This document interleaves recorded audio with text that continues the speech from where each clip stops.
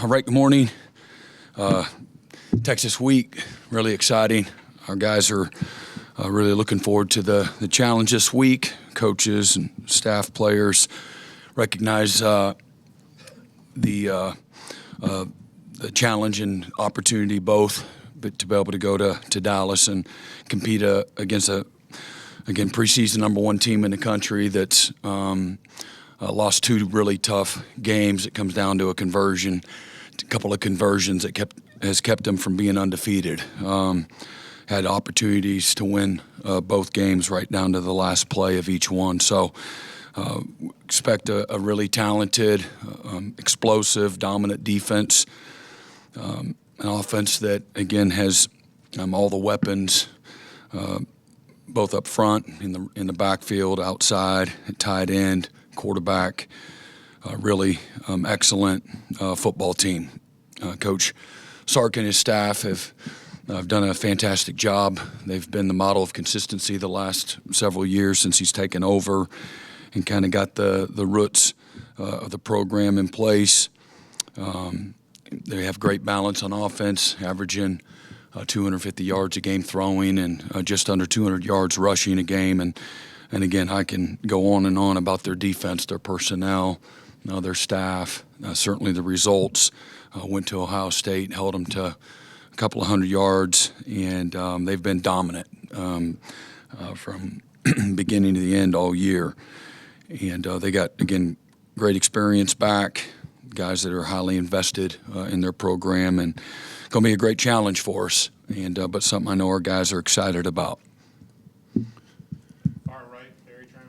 Yeah, Brent, you just said something about Sark, something about growing the roots of his program or establishing.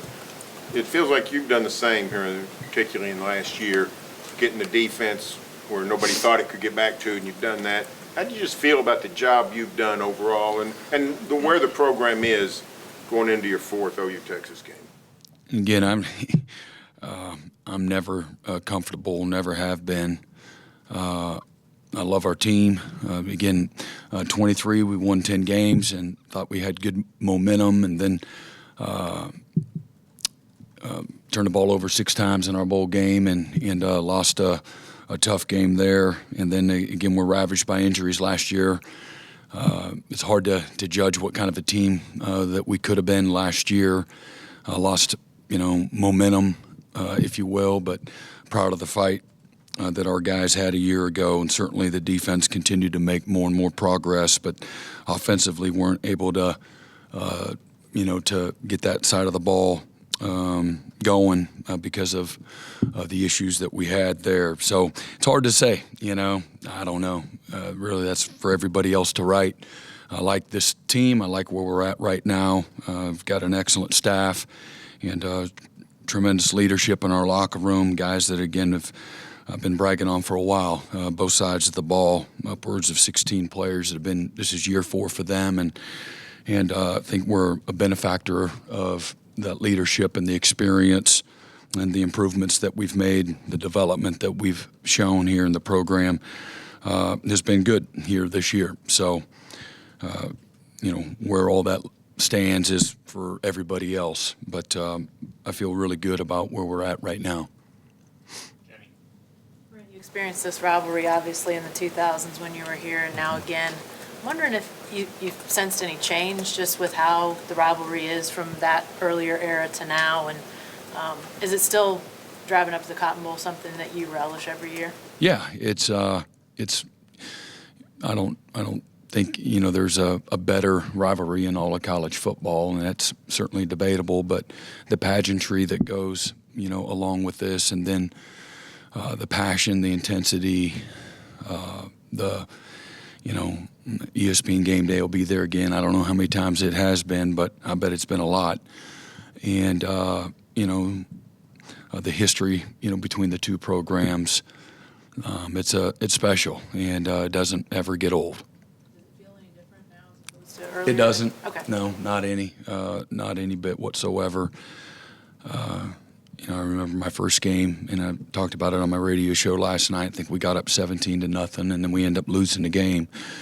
And then I think we went on maybe a 4 or 5 game win streak there, and there's just been some streaks, throughout the history. We've been on the right side of it for the last 25 years, more often than not.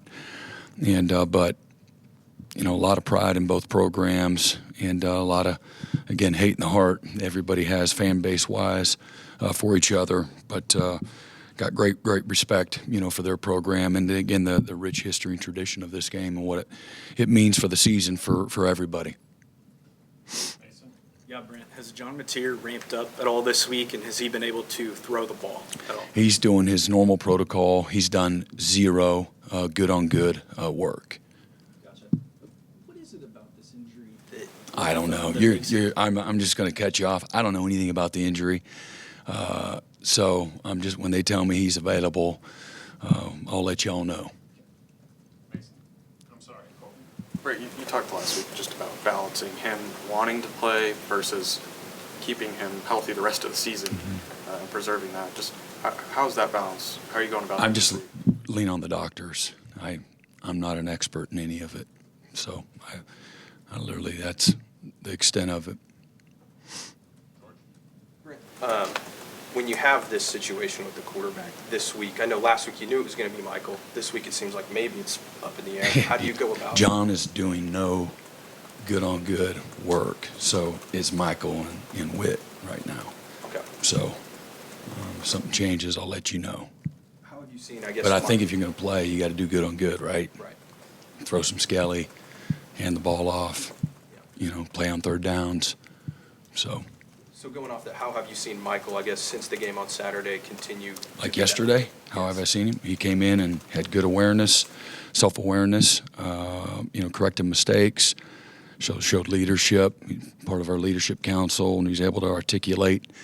We always kind of pull the curtains back on the bad stuff to make sure that we got great focus on how we're going to improve and get better and not make the same mistakes, moving forward. So he led the way from an accountability standpoint. And again, he played in a really efficient way and did a great job taking care of the football, getting our offense into the end zone when we got to the red zone, 100% conversion rate down there, scoring touchdowns. And just made a lot of really good decisions, in the game. And like you would expect, there's some plays he'd rather get back, like to get back. And but there's also more, things that are involved, from, again, the things I talked about, route detail, protection, play calls, things of that nature. Mm-hmm. This side, Jesse.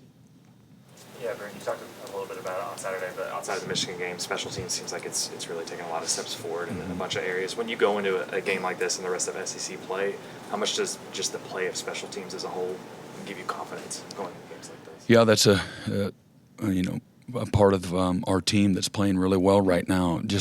I have what I see is great strain, tremendous buy-in, guys that are, fighting for every patch of grass. And as we began the season, the challenge, in our return game, we can get Sategna going north and south. Man, he can be one of the best in the country and help us win some football games. And that has proven to be the case. And but again, the punting, the kicking, the protection, the coverage units, it's been excellent. And hopefully that'll continue to be that. But it's been a real weapon from a field position standpoint. Mm-hmm. Yeah, Brent, a word you've used and players have used for this season, mature, a very mature team. In the age of the transfer portal, is it harder to have a mature team? Is it tougher now than it was 10, 15 years ago? I think, selfless is harder than it's ever been to have a selfless team. And, that's why I have a great appreciation for this team. They've been present. They've been about the team. They've been a group that's been on a mission, and they're very hungry. And so I think that buying into the team and having a selfless mindset is harder than it's ever been because of the opportunity for guys to pack up and leave at any point in time is there. And being distracted by, chasing those other opportunities, are constantly in front of them, So whether that's, maybe they don't have as big of a role or as big of an opportunity, and they're not getting their sacks or their touches. So I can go get money and go somewhere else. The appetite for that is, and the opportunity for that is potentially, there. So to answer your question, I think the answer is yes. Mm-hmm. Brent, can you talk a little bit about Peyton Bowen and just everything he's been through at Oklahoma? He came in 5-star, obviously, started off really hot, injured, and then, the last year or so he's been back and forth with injuries. This year, healthy, and just kind of his growth mentally, physically, just overall leadership. Yeah, I would say I don't think that being a 5-star. First of all, he didn't ask for that. That's not his label, and so it's not like a scarlet letter. Other than that, again, had a really good freshman year, been banged up. That's frustrating for any player in the locker room, but I've just appreciated his maturity, his growth through a rough patch. And, man, he's developed into a really good leader. His practice habits he never had bad practice habits, but, man, he's taken it to another level when it comes to the attention to detail and the focus, passion, and intensity that it requires to play at a high, consistent level. And so again, he's helped be the glue for us in the back end. This year is playing good football. Yeah, Brent. Arch Manning, your thoughts on him and how important is it for you to get pressure on him? Yeah, no, it'll be a big part of the game. Obviously, our guys' ability up front to win and, not allow the clock to be exponentially long. Very talented, tough kid, loved how he battled and was able to bring his team back last week on the road in Gainesville. It's a very difficult place to play. They were charged up and excited to see Texas. And, man, I just appreciate and respect the courage that I watched him play with as a young player. And hadn't been in that position really much, if at all. And I thought, again, what you saw even on tape at Ohio State, where he got him within a score, having a chance to go win there. Same thing last week. Tremendous arm talent, great athlete, really has a strong pocket presence. When he does scramble, can run through a lot of trash. He's got great speed and quickness as well. A real weapon as a dual threat guy.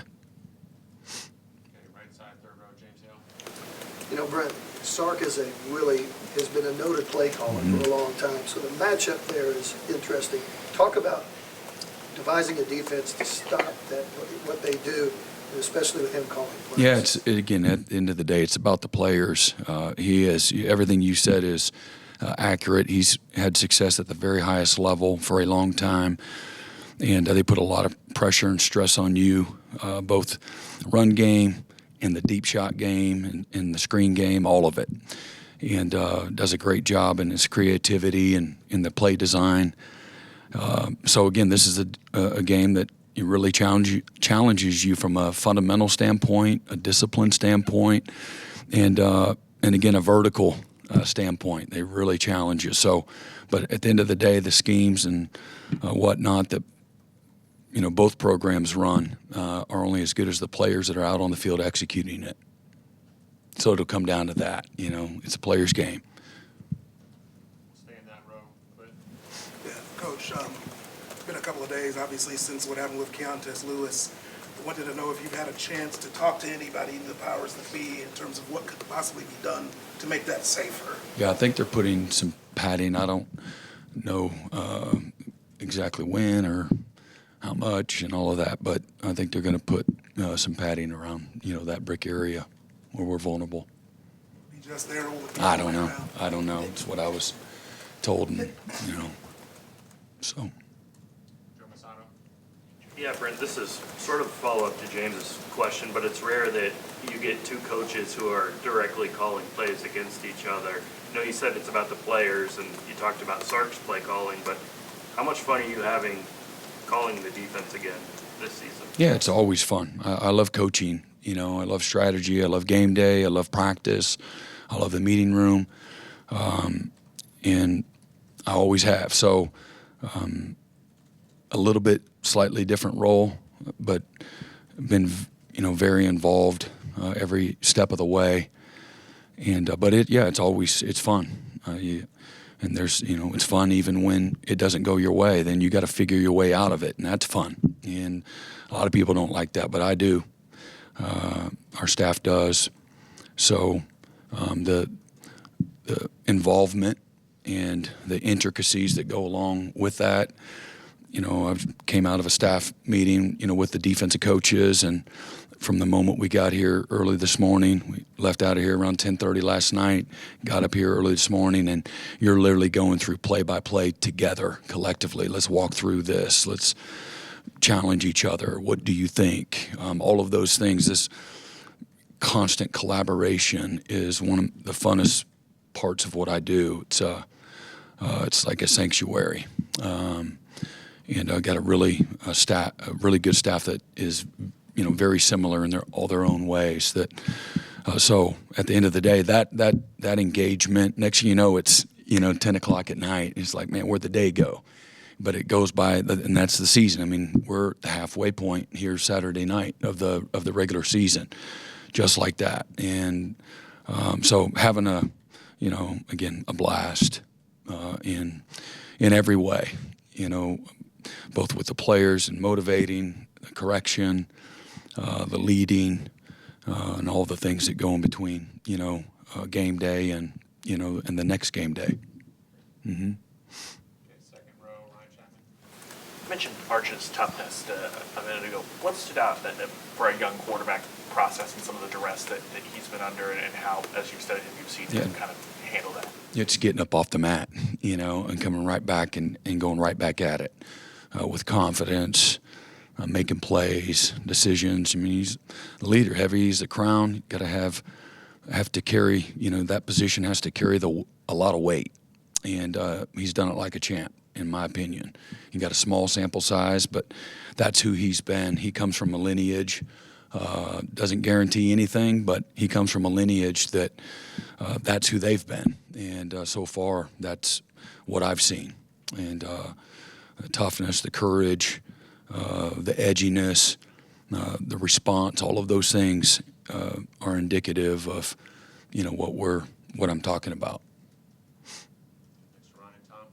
Yeah, Brent, a few of the guys on the defensive line have told us that they've nicknamed themselves the Dog Pound, that David Stone came up with that. And I was just wondering, what are your thoughts on that moniker, and just what have you thought of how that unit I think, yeah, I like the engagement. You know, to me that says there's great ownership in that group. If they named them something and then they played like a bunch of you know, pansies, it wouldn't be any good. You know, we'd stop that quickly. And but they haven't. They've showed up. They like to work. They like to compete. They let you coach them hard. And but I like that, for them to create, you know, their own identity. Quit letting me have to label you all the time. You guys decide on what you want to be. It's not always like that. Some guys are just disinterested in that, but these guys, they like it. So I have a great appreciation for, you know, ownership and an identity that they are taking a lot of pride in. Yeah, Coach, talking with Coach McKenzie yesterday, you all have a lot of guys on the defensive side that have played in this game multiple times now. How do you think that's going to affect going into this environment and playing in this game against Texas? Yeah, I think that they can educate the ones that haven't. You know, there's that talk is always very natural. And to me, maybe what you want is, again, just the poise under pressure, the ability to this is still a game of executing, and you have to use your mind. As much as you do, you can't just be excited to go play, man. It's the effort with the technique and with the timeliness and all the things that go along with executing at a really high level, playing physical, playing fundamentally sound. So you would expect, but there's never a guarantee, you know, that they'll have that poise. But that's what you want from it, to be able to have the poise in a really high-pressured moment, and not to allow the the emotion of game day and all the pageantry to hijack, all the good things that you need to have to execute at a really high level. What's your thoughts on your offensive line? You got some guys going to play their first game of the transfers, a freshman, just how they're playing going to, because they're probably going to be a big key, I would think. Yeah, I think the lines of scrimmage on both teams is going to be, really important. And we need to play and continue to we need to play better and get better. That's been a group that's been banged up. It's hard to, the balance of practicing the way you need to practice and also being able to help guys get healthy. So, but we're going to need to play our best 4 quarters of football, this week. You can't play like crap on any side of the ball on the lines of scrimmage and then say, oh, we're going to win the game. They usually don't go together and not real interested in having a shootout, so we need to be able to protect. We need to be able to run efficiently. And but it'll be a group that's highly motivated to go play well.